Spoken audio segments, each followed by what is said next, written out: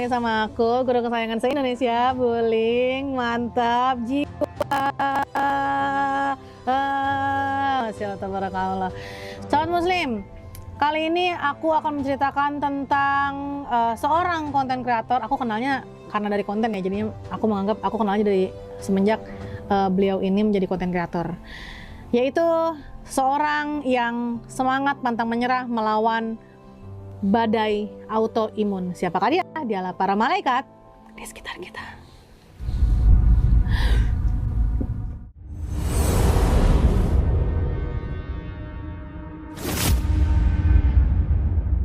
Sobat Muslim, kali ini kisah inspiratif datang dari seorang konten kreator yang nantinya akan aku ceritakan bagaimana kehidupan beliau ini, yaitu kisah dari Katarina yang semangat pantang menyerah melawan penyakit autoimun.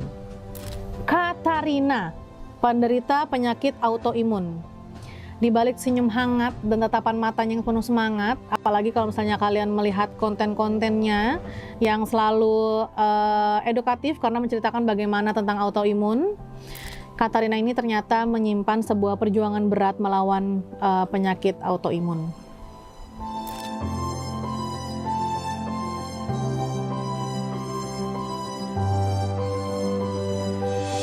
Kondisi kesehatan yang kompleks ini telah menjadi bagian dari hidupnya, tapi nggak sedikit pun meruntuhkan semangatnya untuk terus menjalani hari-hari dengan penuh optimisme dan memberikan inspirasi bagi banyak orang.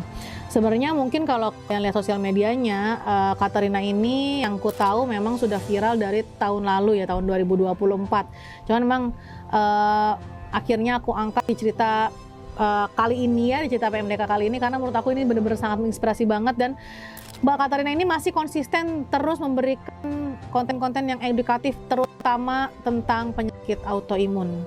Nah, mungkin sebelumnya disclaimer dulu, penyakit autoimun ini memang terjadi ketika sistem kekebalan tubuh yang seharusnya melindungi tubuh dari serangan bakteri, virus, dan zat lainnya justru menyerang sel-sel sehat tubuh kita sendiri. Nah, gejala yang ditimbulkan itu bisa sangat beragam tergantung pada jenis penyakit autoimun yang diderita. Apa suntik atau infus whitening itu bisa menyebabkan autoimun? Ini aku share pengalaman pribadi aku ya. Jadi aku pernah 5 kali infus whitening di tahun 2008 dan aku didiagnosis autoimun setahun setelahnya di tahun 2009. Iya, cuma 5 kali suntik tapi dampaknya sampai sekarang. Nah, bagi Mbak Katarina sendiri, diagnosis penyakit autoimunnya itu menjadi titik balik dalam hidupnya. Ia harus beradaptasi dengan berbagai keterbatasan fisik dan emosional yang muncul akibat penyakit tersebut. Menurut beberapa sumber media, penyakit autoimun yang Mbak Katarina ini didapat dari diet ekstrim hingga suntik putih yang akhirnya menyebabkan Mbak Katarina kena autoimun. Namun alih-alih menyerah pada keadaan, Mbak Katarina ini memilih untuk bangkit dan berjuang.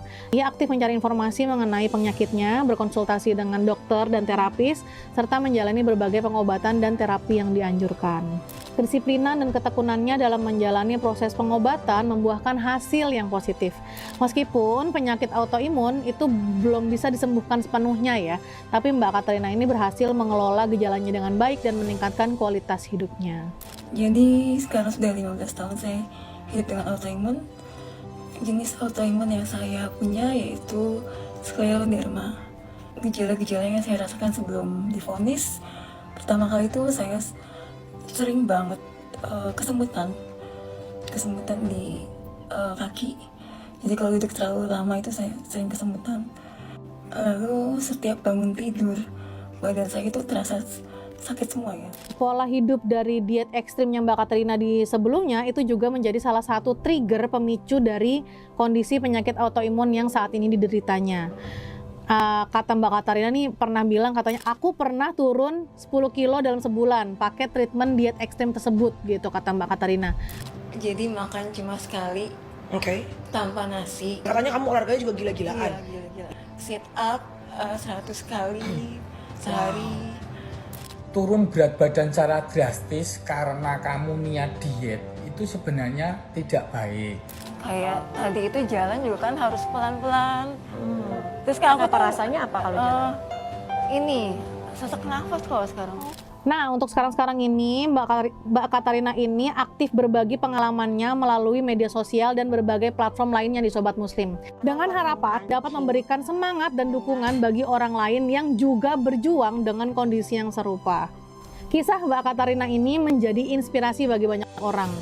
Ia menunjukkan bahwa keterbatasan fisik bukanlah penghalang untuk tetap berkarya dan memberikan kontribusi positif bagi lingkungan sekitar.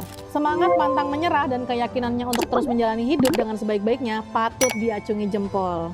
Karena Mbak Katarina membuktikan bahwa dengan tekad yang kuat dan dukungan yang tepat, seseorang dapat menghadapi tantangan sesulit apapun. Ini kalimatnya bagus banget kok di highlight ya.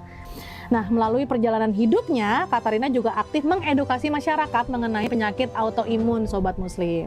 Selama 17 tahun terakhir, Katarina Adinugroho atau Mama Cucit, yang dipanggilnya Mama Cucit ya, berjuang melawan penyakit autoimun yang langka, yaitu skleroderma. Nah, di tengah keterbatasan fisiknya, Mama Cucit hadir mengisi sesi sebuah acara yang digelar oleh Beauty Fest Asia 2025 pada Jumat tanggal 6 Juni 2025 lalu. Berikut poin-poin yang coba aku rangkum tentang perjalanan Mama Cucit ya, yang diceritakan di Beauty Fest Asia tahun 2025. Nah itulah, itu tuh kebanyakan ini ya, mikirin anggapan orang. Aku melakukan kesalahan dengan diet, dengan sesuatu itu kan juga karena aku terlalu mendengarkan anggapan orang. Kalau kamu tuh gak cukup dengan kayak gini, kamu tuh harus lebih cantik dengan langsing, lebih cantik dengan pipis putih. Sekarang ini lah aku berusaha menjadikan diri aku sebagai pengingat kepada wanita-wanita yang terutama di luar sana, janganlah sampai menyesal kayak aku gitu. Yang pertama, sesuai sama yang diceritakan dari awal bahwa diet ekstrim yang sempat dijalani oleh Mama Cucit ini berakhir dengan penyakit autoimun skleroderma. Mama Cucit saat menjadi bicara di Beauty Fest Asia 2025 di Mall Kota Casablanca ini menceritakan bagaimana perjalanan hidupnya menjalani hidup dengan skleroderma. Nah, dalam acara Beauty Fest Asia 2025, perempuan bernama asli Katarina Adinugroho ini menceritakan perjalanan hidupnya yang berdamai dengan penyakit autoimun skleroderma. Nah, Mama Cucit juga ceritanya seperti ini. Aku punya bakat genetik yang diperparah dengan keinginan untuk cantik.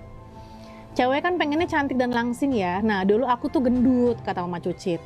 Baru lulus kuliah dan awal-awal kerja itu aku diet karena pengen cantik.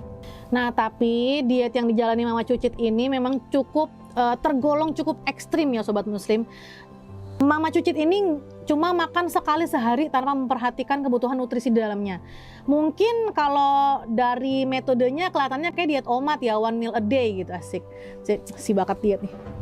Nah, tindakan ini yang akhirnya memicu munculnya penyakit autoimun di diri Mama Cucit. Nah, setelah diet, aku mulai merasakan gejala autoimun skleroderma. Mulai dari leher, bagian perut itu kulitku menggelap katanya.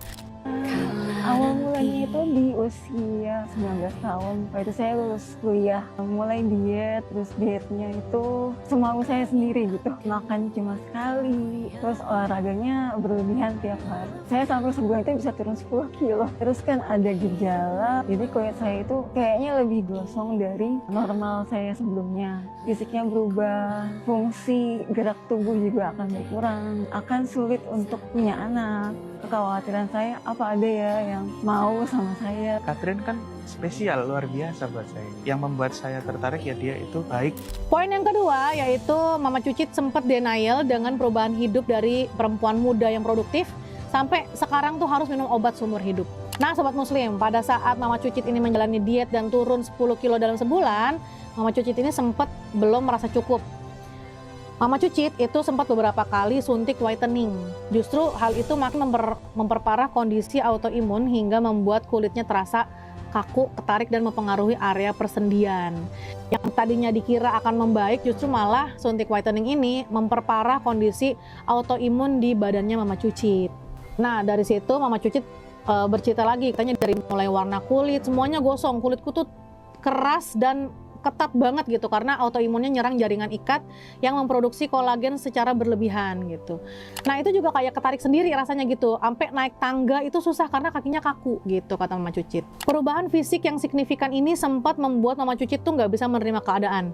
Cuma karena ingin mengaktualisasikan diri, ia justru dihadapkan dengan kenyataan pahit harus minum obat seumur hidup. Karena kan memang obsesi Mama Cucit dari awal menjalani diet dan suntik whitening itu ya pengen cantik gitu. Seperti yang diinginkan remaja-remaja lainnya lah. Kemudian Mama Cucit juga meneruskan cerita seperti ini, katanya ya pasti denial banget, apalagi di masa aku masih muda dan produktif. Masa sih aku bakal kena penyakit yang seumur hidup gitu, kayak nggak bisa terima banget gitu Mama Cucit. Katanya autoimun kan nggak bisa sembuh dan harus minum obat seumur hidup. Sedangkan aku kena dari umur 20 tahun, tapi didiagnosisnya saat 21 tahun. Dan sekarang umurku 38 tahun. Berarti totalnya kurang lebih sudah 17 tahun Mama Cucit berusaha berdamai dengan penyakit autoimun yang dideritanya.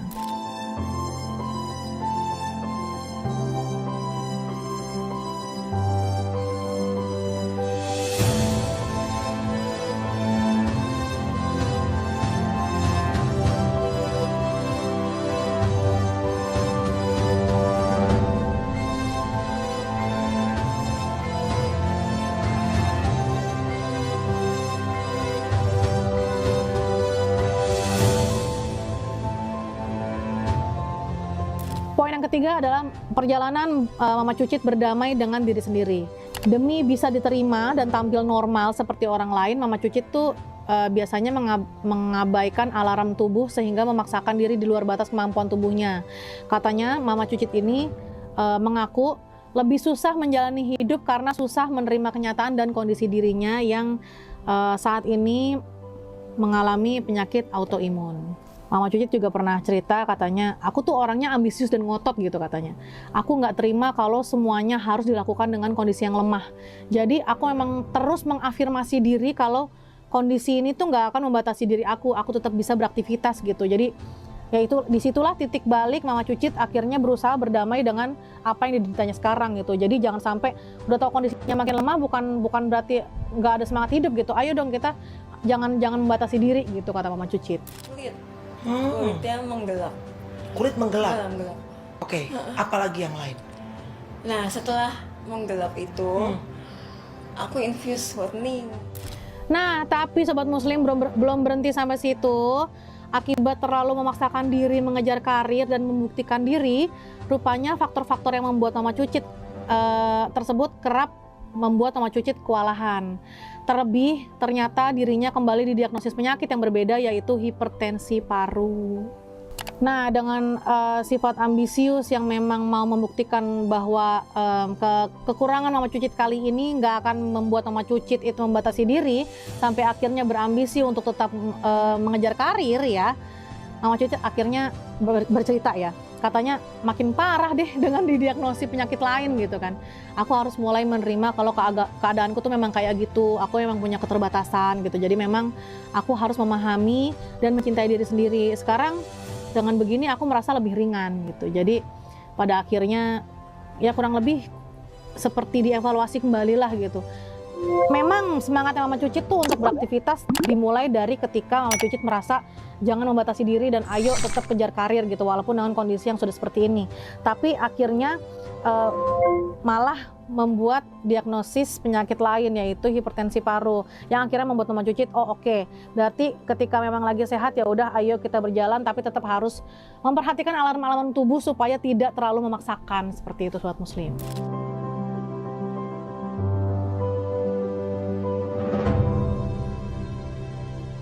Nah Sobat Muslim, hidup dengan perubahan yang signifikan di tengah keterbatasan diri cukup membuat kita pastinya merasa frustasi. Namun kita bisa belajar bahwa hidup akan terasa lebih mudah dilewati ketika mampu mencintai diri sendiri dan belajar menerima segalanya. Sobat Muslim, mungkin cerita tentang Mama Cucit atau Mbak Katarina ini sudah lewat di FYP kalian ya, karena memang Mama Cucit ini sampai detik ini masih aktif membuat konten edukasi di sosial medianya itu tentang penyakit autoimun. Bagaimana kita cara mencegahnya, bagaimana jangan sampai remaja-remaja lain juga mengalami penyakit autoimun, dan apa aja sih hal-hal yang do and don'ts-nya gitu. Jangan sampai penyakit autoimun ini terjangkit di remaja-remaja produktif. Karena memang yang dialami Mama Cucit ini, penyakit autoimun ini menyerang pada saat Mama Cucit masih di usia produktif. Jadi memang Mama Cucit sangat-sangat banyak membagikan, nge-share segala edukasi tentang penyakit autoimun ini. Jadi kalau misalnya mau lihat langsung bisa cek ke sosial medianya Mama Cucit. Nah Sobat Muslim, abis ini masih ada cerita yang menginspirasi kalian, yaitu salah satu orang, atau ya ntar aja kita ceritain selanjutnya ya, yang menghadapi tantangan besar yaitu leiomyosarkoma. Siapakah dia? Tetap di sini di Para Malaikat di sekitar.